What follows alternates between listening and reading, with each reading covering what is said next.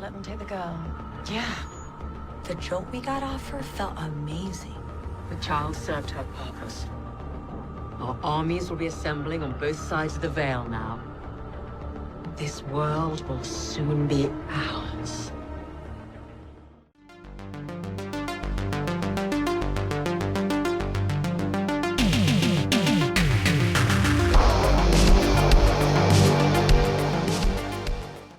We are talking The Runaways Season 3, and this is the final season as Marvel have cancelled all TV projects outside of what the MCU are doing themselves. So this is the third and final season, and we'll discuss kind of how it ends without giving any spoilers away. So The Runaways is based on a somewhat kind of popular comic book that deals with a group of young teenagers on the run, primarily kind of fighting against their parents. That certainly was the theme of the first two seasons, and it is the theme of the first half of this season, but it goes in a different direction, which we'll discuss.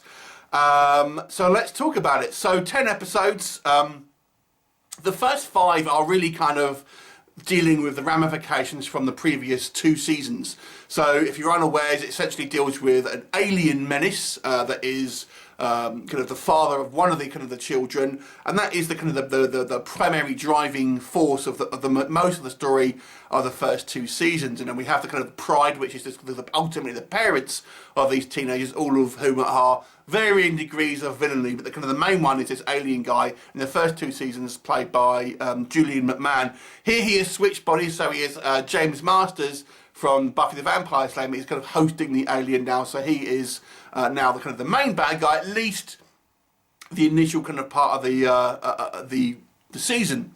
So the season this storyline wraps up by episode 5, and then we have a new threat, that of King Arthur's Morgan Le Fay, played by Elizabeth Hurley, who deals with who appears to be the antagonist for the second half, or at least the last 4 episodes, and then we have essentially a new issue, the very final episode. So really 3 kind of antagonists, if you like, over the course of this season. So let's discuss. So I feel this is one of the more consistent Marvel shows in regards to quality. Now I'm somewhat familiar with the comic books, and I know that at least the first couple of seasons did kind of stick relatively closely to the actual source material and dealing with storylines on them. I'm not sure in regards to the Morgan Le Fay stuff, whether that was actually in the comics, because I didn't read them at that point. So I can't tell you if that was actually a faithful adaptation or not. So, like I said, the first 5 episodes are really dealing with the alien menace. And I've got to say, one thing I will say with this season, it seems a little bit less budget than the previous seasons. It's a little bit more small scale, but there is some great production value here as well, on the other hand. So we have our mansion, where this abandoned mansion, which is the base of operations for our runaways, and it looks great. There's actually a little bit of history in regards to what that originally was, which is quite interesting. To me, the alien threat here seems somewhat depowered to the previous seasons. Now, this is partly because obviously we have these aliens now hosting different bodies, and even though one of them is meant to be the same character, it just seems a little bit different, played by James Masters, other than the Julian McMahon in the first couple of seasons. I don't know, it just seems a little bit less serious, maybe not quite as dangerous as the previous seasons, but nonetheless, I'm glad they wrapped up the story.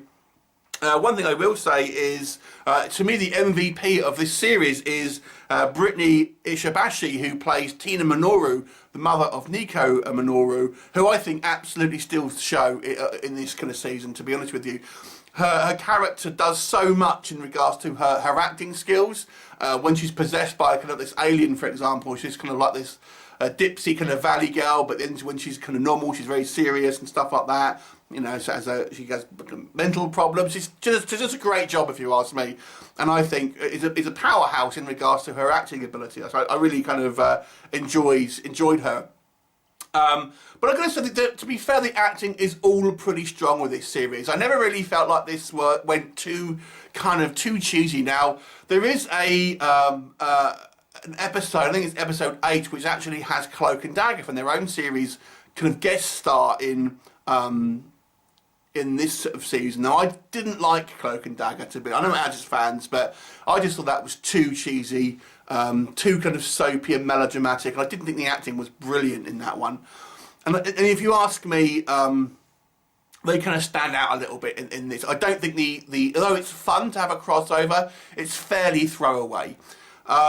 Elizabeth Hurley's character, Morgan Le Fay, if I had to kind of pick holes in acting now, unfortunately, as sexy as Elizabeth Hurley is, she sort of stands out as not particularly the best actress, if I'm honest. Now, she's not necessarily an actress by trade. I know she has done a few acting roles here and there, but she isn't necessarily, a full-time actress. Now, if you've seen the movie, the remake of Bedazzled, she'll kind of, her role in this will very much remind you of that, this kind of sexy seductress. And damn it, she does look sexy, I will give it that. But I've got to say, they don't do much with her. So, Morgan Le Fay's character, she sort of stands around sort of posing and talking, but I never really felt she really did very much. And because her arc is kind of cut to sort of really 4 episodes, it really doesn't seem all of that kind of drawn out, if that makes sense. I mean, I'm guessing, I don't know when they knew they were going to get the chop. I think maybe they didn't, because the last episode does set up another story. And I would have liked to have seen a little bit more tension building in the kind of the Morgan Le Fay storyline, but instead it's really relegated to 4 episodes. I mean, she's introduced in the first 5, but she doesn't really come into any prominence until episode sort of, I think it's 6. And like I've said, I do like some of the facets there. Like I've said, she looks great, she's super sexy, and she has like this coven of witches that seem to have popped out of nowhere. We're not giving any explanation about who or where they've come from, to be honest with you, outside of Morgan Le Fay herself, who's kind of directly linked to Nico Minoru, who really takes a centre stage as the kind of the main character, compared to the blonde girl whose name I'm forgetting, who kind of tends to be the main character in the first 2 seasons of them, or the main kind of like protagonist, if you like. But yeah, she's it's a little bit of a wasted. Then we come on to the Cloak and Dagger episode, and although it's fun, they just disappear. They're told like, oh, there's a world-ending kind of situation happening. They're like, all right, see you later. Good luck with that. And it's like, well, why wouldn't you stay in hell? But it just doesn't make sense. And it just seemed like, we can only have it for 1 episode, so we'll just ignore the fact that they're fighting some type of evil force, and we'll go off to do their own thing. It doesn't make sense why they wouldn't stick around. It would have been better not to have them at all, I don't think. And then our very final episode almost is more of a setup for future seasons that will never happen. Although it does have a kind of an end to it. It certainly ends in a situation where it's setting up more kind of like situations down the line. It's interesting. It's kind of like a Terminator sort of storyline. So this season, I would say, is the most varied out of all of the seasons, because you have 3 kind of separate storylines within this one season, unlike the previous 2 seasons that do have a more of a overreaching arc for the whole season. So it does have a degree of variety, but because the storylines are more kind of separate, you don't get as much build-up, or you don't kind of get as much meat on the bones, I feel. And I've got to say, the Alien storyline, which is kind of like the main issue of the first 2 seasons, was a little bit of a kind of, it just seemed a little bit of a letdown to a certain degree. It's not quite as dramatic as I would have liked. It seems a little bit low budget compared to kind of maybe the previous seasons. And I think Morgan Le Fay would have benefited from having, a little bit more of maybe a couple of episodes more to really flesh out the storyline a little bit. But everyone does a great job outside of that. All our main kids, I think, do excellent jobs here. I think the parents are fantastic. And the show is sort of consistent with its tone, at least. Doesn't kind of like veer too far one way or the other. It's always kind of, you always feel like you're watching the kind of the same characters, and I like the kind of the dynamic here, and I thought it was good. I mean, it's a shame this, out of all the TV series, I've got to say, this to me is kind of, it almost feels the most professional looking to a certain degree, and I think the one that fits most with the kind of the world. So it's kind of a shame, this is really coming to an end. Like, actually, this is one of my favourite ones. although I feel this season is good, but maybe not as strong as the previous two, certainly in narrative structure, but the performances and everything, I would say, and it does have a little bit more variation to it, admittedly. But nonetheless, I'll give it a 6 out of 10. Have you seen it? What did you think of it? Leave me a comment and I'll look forward to seeing you next time. Bye for now.